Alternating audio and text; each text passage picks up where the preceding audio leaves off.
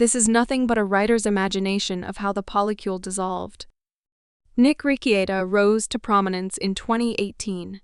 A trust fund kid raised on pornography and cocaine, he spent his time wasting away in his Minnesota estate. He obtained a degree in law and never used it. He had failed at every career he had ever tried his hand at. He was kept afloat only by his trust fund. And it was that trust fund that allowed him to become a full-time YouTube streamer. Most successful streamers come from millionaire backgrounds. It allows them to sit at home and stream endlessly without having to worry about basic bills or necessities.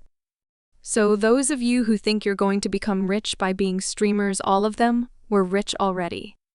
Nick Rekieta was one of them. And so for a period of about 5 years, he used his family's wealth to maintain and support his life cycle as he built up a cult of personality around his YouTube channel. The channel, Rekieta Law, was not so much a legal channel as it was about Rekieta himself. He would sit there, day after day, and tell his audience what they wanted to hear. He regaled them with tales of how the establishment was going to get what was going to them. There are, of course, several stories that can be told about this period. But today's story is about how all of that came to an end. I made a new friend today. Aaron Imholte looked up from his bowl of SpaghettiOs as his beaming young wife started at him. His name is Nick Rekieta, she said. He's a streamer too, and a really popular one. You networked with this guy? His wife, April, let out a giggle. Yes, you can say that, she said. He wants to meet you. Really? That would be good for their radio program, the Steel Toe Morning Show. He imagined the monies flowing into his bank account. Want to go now? What about the kids? She smirked at him. Who cares? They left before the kids had even gotten out of bed. They had not been given breakfast, and Aaron was struggling to remember whether or not they had been fed last night, as they rolled up to the biggest house he had ever seen in his life. What the?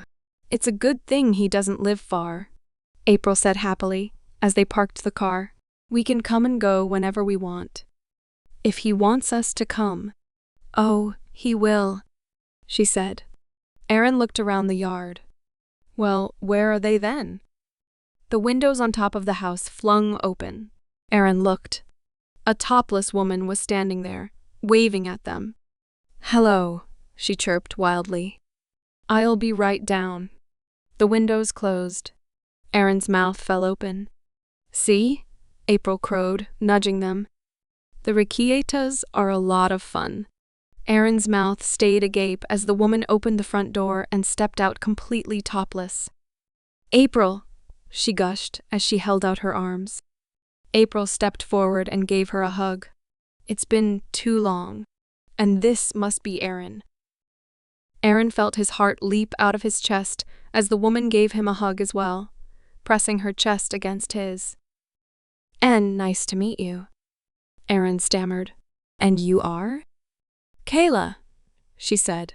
And this is my home. She led them inside the house. Clothes were strewn about everywhere, and a number of filthy dishes lined the sink. Bottles of alcohol were sitting about, completely empty. We don't have a lot of time to clean, Kayla explained. We're too busy having fun. We? Kayla rolled her eyes.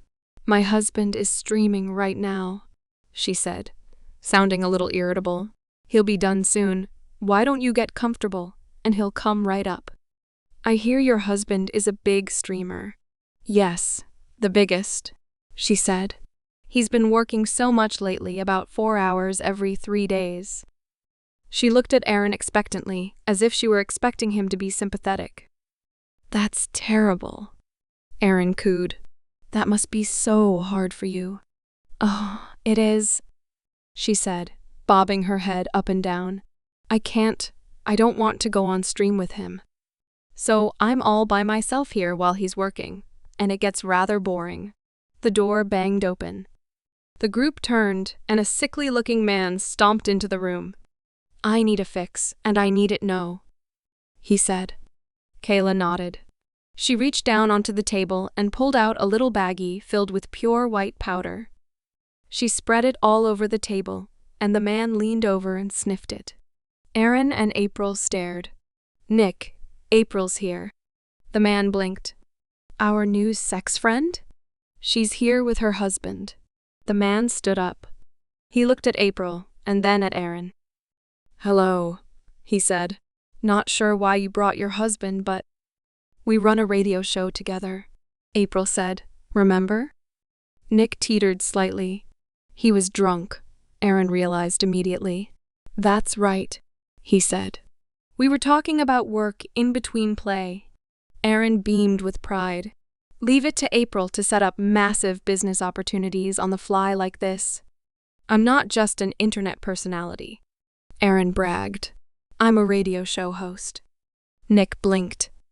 "Radio's a dying medium. Internet is way bigger." Aaron flushed. Kumia was popular. "That was over a decade ago, buddy," Nick said. April smiled widely at him, and Aaron felt humiliated. He's not even a real radio host. He get kicked off the air when... He doesn't need to hear this story, April. Aaron seethed. "I want to hear more about Aaron," Kayla said. "Maybe over some snorting?" She gestured to the white powder in front of her. There were like 5 kids in the house, but none of the 4 really thought about that, or cared as they did, copious amounts of snorting and drinking that evening. Aaron had so much fun even, that he almost completely forgot about his own children, who at that very moment were starving and lonely at home, with no idea where their parents were. When Kayla and April started making out, Aaron thought it was the hottest thing he had ever seen. "I want to live here," he said to Nick. "Okay." And that was how the polycule was formed. From that day forward, the Imholts spent every waking hour in the Rekieta household. They only ever returned to their own house for their own show, or for a simple change of scenery. One day, Kayla found herself trudging up to Aaron's room. "Look," she said as she threw the album at him. "You're part of the family now, so you need to know who all of these people are." She was so high that she had no idea what she was saying or doing. They could hear the sounds of April moaning Nick Rekieta's name from the other room. But Aaron knew that they couldn't possibly be having sex, because she had never made risen noises like that when she was with him. Aaron amused himself by watching Kayla as she showed him the pictures of her family. She bounced energetically up and down on the bed, and he found his gaze fixed squarely on her chest. Without knowing what he was doing, he reached forward to touch, only for Kayla to stand up and walk to the other side of the room. "And that's everyone," she said brightly as she closed the album with a snap. "Any questions?" "Yeah. When do we have sex?" Kayla's smile never left her face. "Never." She bounced from the room. Aaron leaned back on the bed, stroking his chin. "She's into me," he said as April's voice raised in volume. I'm coming Going forward, Aaron made it his mission to pursue the relationship with Kayla. Where his wife was going, he was never sure, but he certainly didn't care. He was too busy trying to port Kayla. She would laugh at his jokes and take him for long walks on their property. He was sure that soon they would do it. "We should do a hot tub stream together," Nick said one day. And so Aaron found himself in a hot tub with his wife, Kayla, and Nick. "Is this a sister-wife situation?" April asked loudly. This is a disclaimer from the author. Yes, she actually said this. She 100% was already banging Nick when the hot tub stream happened. So basically, Aaron was sitting there, fantasizing about banging Kayla when everyone else in that hot tub were already banging each other. Ouch. And that's a bad habit. Things declined even faster after that. Although the Rekietas had kept their proclivities rather private, online content creators such as the folks on Kiwi Farms, Elissa Clips, Kino Casino, and even Harmon Smith were all aware of what was happening. The things that were going on in that house were criminal, and eventually the law came down hard on them. Rekieta had fallen further than simply being a non-practicing lawyer, and a streamer. He now had a real felony under his belt for child neglect, drug charges, and the like. Although to this day he vehemently denies these crimes, it is all he can do to stop his life from imploding all around him. But whatever happened to that beta male cuckold, Aaron Imholt? To make a very long story short, Aaron pursued Kayla for so long and became so unbearable that he was eventually kicked from the polycule. His wife chose to leave him for the Rekietas in order to get high and not work. And to this day he streams to his audience of 5 people, maintaining his relevancy only by complaining about Rekieta all day. He has essentially become a less entertaining and less successful Kino Casino. I told him, Aaron said, his voice passionate and intense. I told them the drugs had to stop, or I was out, and in the end they chose the drugs. Instead, they chose to neglect their families. He adjusted the microphone. See, I'm the good guy in this situation, he said. I did absolutely nothing wrong while I was. A knock came at the door. This is the FBI.